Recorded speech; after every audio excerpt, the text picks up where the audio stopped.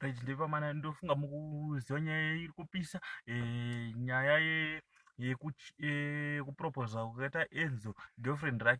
rake wakangona wanga asingariziva wanga asati wariona iroro ende kana kuna wanga asiri kuziva nyaya ndeyekuti Enzo akaita se akaproposa kugirlfriend yake saka pane nyaya yakutobuda zvekare mazimbabwe nzarege ende haasi kuzomira kungotsvaga chakaita se chakaipa pane chakanaka chinenge chaitwa nemunhu nyaya yandinayo uku uyu ndiye musikana wacho uyu ndienzo achiita se achiproposa saka ndoji mafambiro akaita nyaya yacho vanhu vese vakatoshamisika even asi takatoshamisika saka kana uri munyowani pabom show television usasaririre pane zvinenge zvichipisa pane zvinenge zvichiitika tichichingobuda malatest ega ega nyaya yandaya nayo ndeyekuti Enzo ari kunzi zvoni akaroora munhu ane 20 years manga manzwa here kuti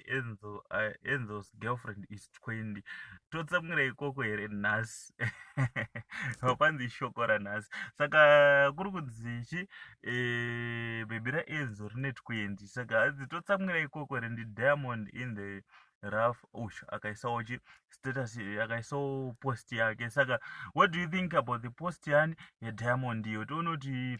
unoita sei munoreactawo sei the voice is now yours in the comment section motiudzawo kuti mazviona sei zvakufadzai zvakubatai zvakuitai sei but ndo nyaya ndanga ndinayo saka kana uri mutsva panapa don't forget to subscribe asi kana uri returning subscriber and mavideos edu ari kuonekwa guys thanks for support